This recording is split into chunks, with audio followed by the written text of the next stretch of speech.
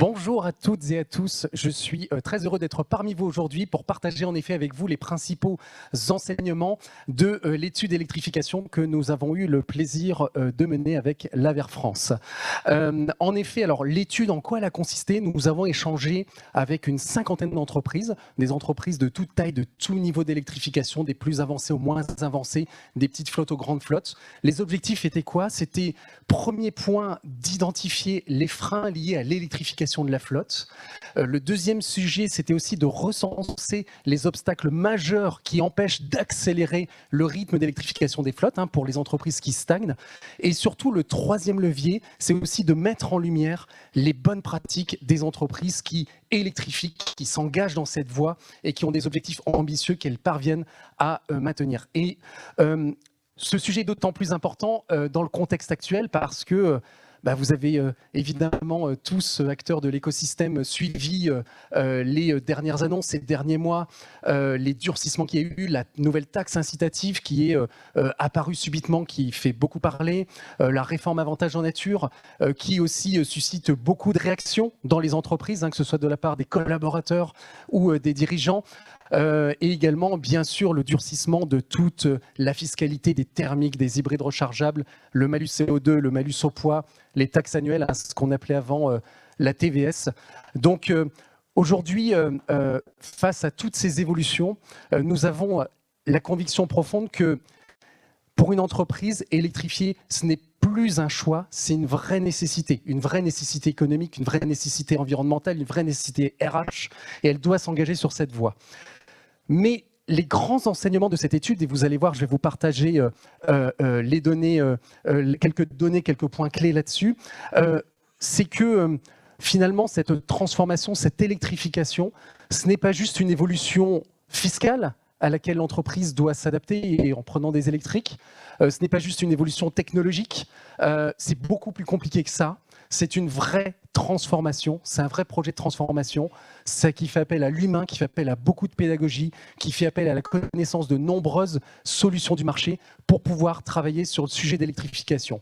Donc là, l'idée, c'est de vous partager quelques éléments clés, à la fois sur le panel de répondants, là où ils en sont les objectifs, ensuite les freins, les obstacles qu'on a pu relever, et surtout les bonnes pratiques. Et l'idée, c'est qu'évidemment, nous sommes tous concernés pour guider nos clients, les entreprises, dans l'électrification des flottes. Donc c'est bien entendu de prendre, de se nourrir de toutes ces bonnes pratiques pour les accompagner au mieux. Alors, je vais... Ah, pardon. J'appuyais pas sur le bon bouton, excusez-moi. Déjà, en ce qui concerne le panel de répondants, je vous ai parlé d'une cinquantaine d'entreprises. Ce qui est intéressant à savoir, c'est que quasiment toutes, devrais-je dire, 94%, se fixent des objectifs d'électrification. C'est-à-dire qu'il y a encore 2-3 ans, on pouvait voir des entreprises qui traînaient, qui disaient que de toute façon, il n'y a pas de sanctions sur la LOM, il n'y a pas ceci, il n'y a pas cela, et que pour l'instant, on ne prenait pas en compte le sujet. Aujourd'hui, quasiment toutes les entreprises se fixent des objectifs d'électrification. Simplement, deux choses là-dessus, c'est que les objectifs sont assez minimalistes et souvent elles suivent la trajectoire imposée par la LOM ou par la taxe incitative désormais. Et le deuxième point, c'est qu'elles sont souvent, ce sont des objectifs de court terme, c'est-à-dire c'est sur 2 ans maximum, on ne va pas au-delà. Et en interrogeant les entreprises, ce qui est intéressant, c'est que, premier point, c'est qu'elles se fixent les objectifs, mais elles ne savent pas réellement si elles vont les atteindre, si elles connaissent suffisamment les solutions, etc. Elles sont encore un petit peu trop dans le brouillard. D'où ce que je vous disais en préambule, c'est que le besoin de pédagogie, de connaître les solutions.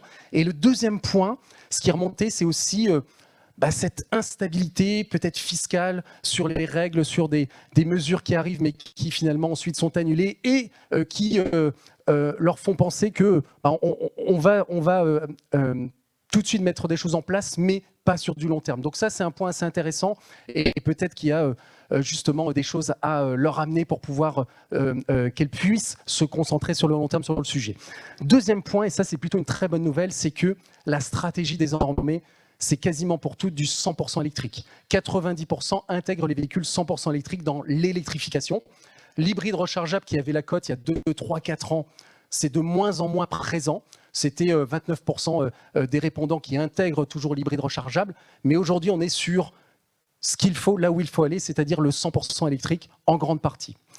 Et le troisième point sur les répondants, ce qu'on remarque, et d'ailleurs, ce qu'on remarque aussi nous, au travers des entreprises qu'on peut accompagner, c'est que les parties prenantes sont trop peu présentes, toutes les parties prenantes, et souvent c'est peut-être les achats avec les gestionnaires de flotte qui travaillent sur le sujet, ou peut-être les RH avec les achats sans le gestionnaire de flotte, etc. Mais la difficulté, c'est que les projets ont tendance à s'enliser, parce que tous les décideurs, tous ceux qui ont à un moment donné un mot à dire ou un éclairage à apporter sur la décision ne sont pas présents, ils ont leurs propres freins, ils ont leurs propres obstacles et ça ne permet pas de les lever. Donc très important ce sujet-là, c'est que les entreprises qui n'arrivent pas à réunir autour de la table l'ensemble des parties prenantes, 100% des parties prenantes, les projets sont beaucoup plus longs. Sur le panel, alors vous allez voir, donc on a remonté tout d'abord les freins rencontrés des entreprises, et les freins rencontrés des entreprises qui ne vont peut-être pas spécialement vous étonner. Et le premier point, c'est beaucoup d'entreprises pensent que les cas d'usage chez eux, leurs conducteurs ne sont pas compatibles avec le 100% électrique. Ils pensent notamment ça par rapport à la distance, et donc on va faire le lien avec le deuxième frein, c'est l'autonomie. Ils lient souvent autonomie, cas d'usage, et en effet, je pense qu'il est très important pour nous tous de déconstruire cette idée que les cas d'usage, c'est uniquement l'autonomie du véhicule, c'est uniquement travailler sur les distances, parce qu'il y a tout le reste à côté, il y a les possibilités de recharge au domicile, sur site, etc. Mais en tout cas, c'est ce qui remonte de manière assez importante, c'est vraiment cette histoire d'autonomie qui laisse penser aux entreprises que ce n'est pas suffisant pour couvrir les cas d'usage. Le troisième point, c'est le prix catalogue élevé. Et là, en effet, quand je vous parlais tout à l'heure à nouveau de pédagogie, il manque beaucoup de pédagogie autour du ce qu'on appelle le TCO, le coût total de détention du véhicule, c'est-à-dire le coût avec l'ensemble de ses composantes, le coût de l'énergie, le coût de la solution de recharge, le coût de la fiscalité, qui est clairement en faveur de l'électrique. Mais si l'entreprise se concentre sur un paramètre ou deux paramètres ou juste le prix catalogue, elle ne le voit pas et elle pense que le prix catalogue, il est trop élevé, donc le véhicule va coûter plus cher. Et c'est souvent le cas, et vous le verrez après, du coup, on voit parfois des propositions de véhicules électriques qui sont dégradées par rapport au choix des véhicules thermiques, ce qui est presque incohérent en termes de coût, mais l'entreprise n'en a pas conscience. Et le dernier frein, c'est l'insuffisance des infrastructures de recharge. C'est toujours une idée qui perdure, même si c'est de moins en moins le cas, mais majoritairement, ça remonte. L'insuffisance des infrastructures de recharge, que ce soit sur site, au domicile, on ne veut pas y aller, ou en itinérance, etc. Donc ces freins-là, la bonne nouvelle, c'est que vraiment les entreprises, en ayant toutes les informations, qu'elles soient éclairées sur tous ces sujets-là, ça devrait permettre de pouvoir lever les verrous et pouvoir les aider dans la transition énergétique. Alors ça, c'est ce qu'on remarque notamment sur les flottes de véhicules commerciaux, des VP, des véhicules 5 places. En revanche, sur les utilitaires électriques, là, c'est encore plus critique. Ce qui remonte, c'est l'autonomie des véhicules, évidemment, en numéro 1. Ensuite, le coût total de détention, le TCO des véhicules utilitaires électriques qui semble plus élevé que les véhicules thermiques. Et en effet, étant donné qu'ils n'ont pas ces incitations fiscales, il faut être honnête, parfois on voit des TCO utilitaires électriques supérieurs aux thermiques. C'est un fait. Et du coup, c'est un frein. Ensuite, l'offre limitée de véhicules utilitaires électriques et évidemment la gestion difficile de la recharge. Autant certaines entreprises ne sont pas inquiètes sur les VP, elles ont déployé la recharge à domicile, par exemple. Autant elles se disent, si mon conducteur a un gros fourgon, type Renault Master, Citroën Jumper, Peugeot Boxer, par exemple, est-ce qu'il va rentrer dans son garage? Est-ce que je peux légitimement imaginer que je peux installer une borne de recharge à son domicile? Donc, toutes ces questions-là font que les freins sont encore plus forts et c'est le reflet aussi des immatriculations. L'électrification des utilitaires est beaucoup plus lent et beaucoup plus difficile que les VP. Il y a des vrais freins, peut-être certains légitimes, en tout cas il y a un besoin d'éclairage et d'accompagnement. Une fois qu'on a rassuré les entreprises sur tous ces freins-là, en leur expliquant que ça peut très bien se passer, que finalement la trajectoire peut être la bonne et qu'ils peuvent aller électrifier grâce aux solutions, il y a quand même une chose, ce sont les freins côté conducteur. Et là, sur les répondants, alors, Les trois quarts, ça m'a semblé énorme, mais c'est pourtant une réalité et c'est ce qu'on voit aussi beaucoup quand on échange avec des conducteurs d'entreprise. Les trois quarts ont peur de la panne sèche, c'est-à-dire qu'ils disent on fait un long trajet, je suis commercial, je vais visiter un supermarché chez mes clients, etc. par exemple, et j'ai un long trajet à faire, je risque de tomber en panne. Et ça, c'est une vraie peur. Le deuxième sujet, c'est les trajets lors des vacances et des week-ends, les trajets exceptionnels. Donc pour 2 ou 3 trajets par an, le passage au 100% électrique peut être un vrai frein pour 2 ou 3 grands trajets par an. Une nécessité de rassurer les conducteurs dessus. Enfin, derrière, je vous parlais de l'image des véhicules, notamment sur le fait que certaines entreprises ont tendance peut-être à proposer des véhicules électriques un peu dégradés par rapport au thermique. Ça se retrouve beaucoup. On le voit dans les catalogues parfois, on le voit dans les propositions qui sont faites, et c'est un vrai frein. C'est-à-dire que si le conducteur a l'impression de dégrader son véhicule et de rouler dans un véhicule qui est moins bien que le thermique qu'il aurait pu choisir, ça ne marche pas. C'est un vrai frein qui ressort. Et là, c'est une vraie notion aussi d'équilibre de TCO à mettre en lumière pour pouvoir peut-être avoir l'inverse. Mais je vais vous parler des bonnes pratiques après.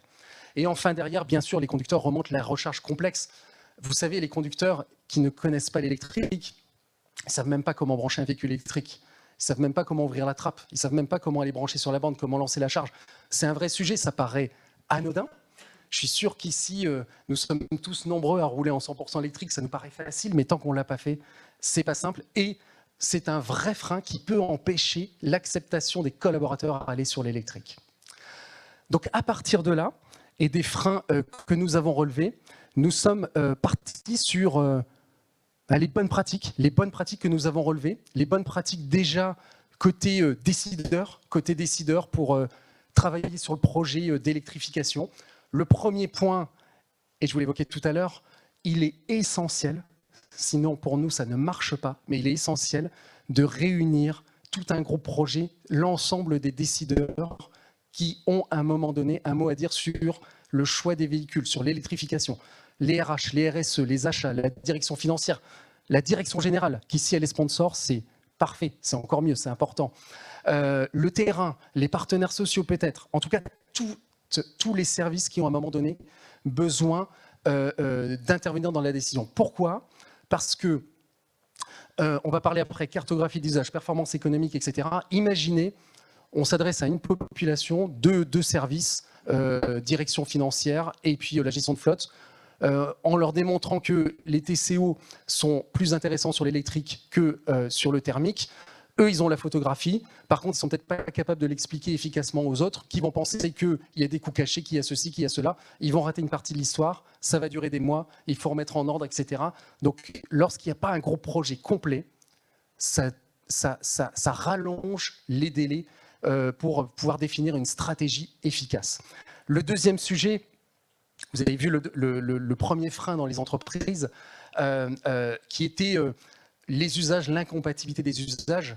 Eh bien, les entreprises qui réalisent ce qu'on appelle une cartographie des usages, je pense à EDF, Pascal Pavard, que vous connaissez peut-être, qui en parle beaucoup, mais ça permet évidemment de pouvoir avoir des données concrètes, réelles, factuelles, et de travailler derrière sur les solutions qu'on va pouvoir proposer. La recharge au domicile, est-ce qu'il y a un intérêt, oui, non, grâce à la cartographie? Quelles sont les solutions, câbles connectés, bornes, etc.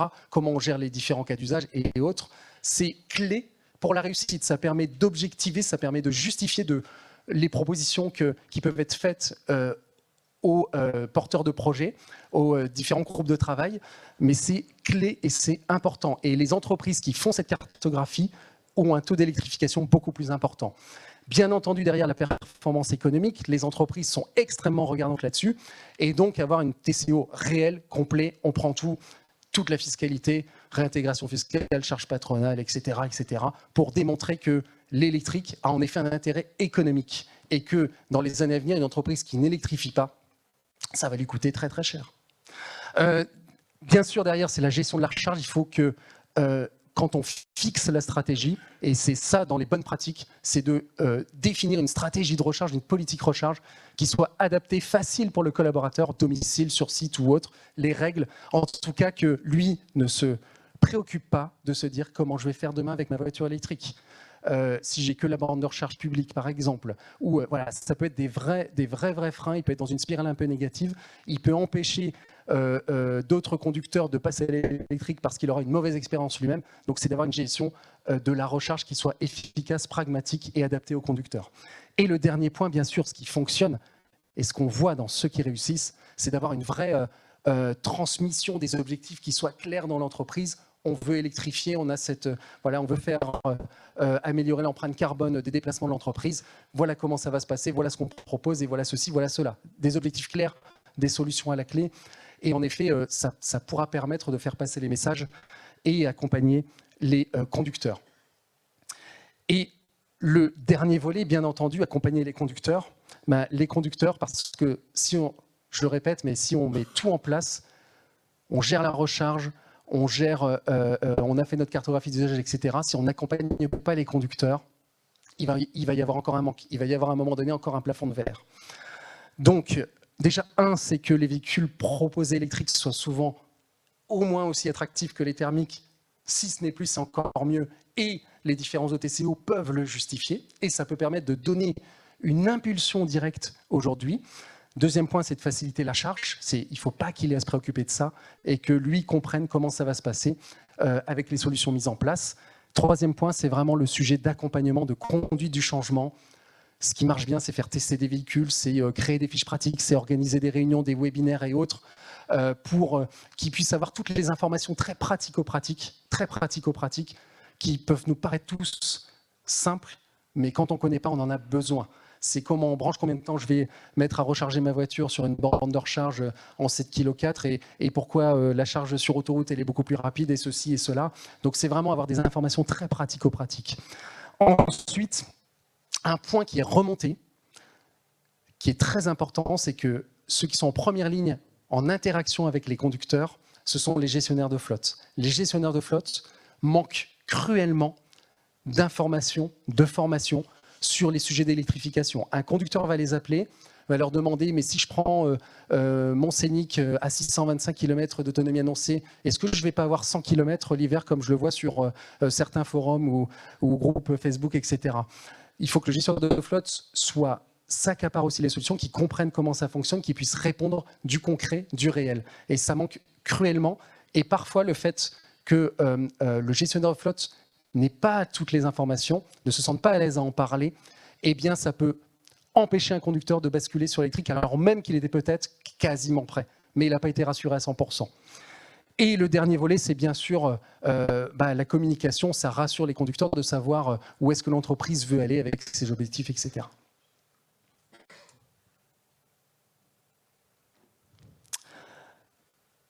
En conclusion, je dirais que l'électrification, aujourd'hui, c'est pas juste un sujet financier, c'est pas juste un sujet technologique où on va remplacer des thermiques par des électriques, où on va suivre d'autres tendances qu'il peut y avoir, mais ce qui ressort de l'enquête, ce qui ressort de l'étude, c'est qu'il y a un énorme besoin d'accompagnement, énorme besoin de pédagogie, que ce soit des décideurs ou que ce soit des conducteurs. Les rassurer sur toutes les solutions, leur démontrer ce qui existe, leur démontrer la performance économique. Et ça, c'est ce qui ressort principalement de l'étude. Tout le reste, vous le verrez, vous aurez accès à toutes les données lorsque ce sera publié. Mais vraiment, principalement, c'est qu'elles ont besoin d'être guidées dans leur choix. Merci beaucoup.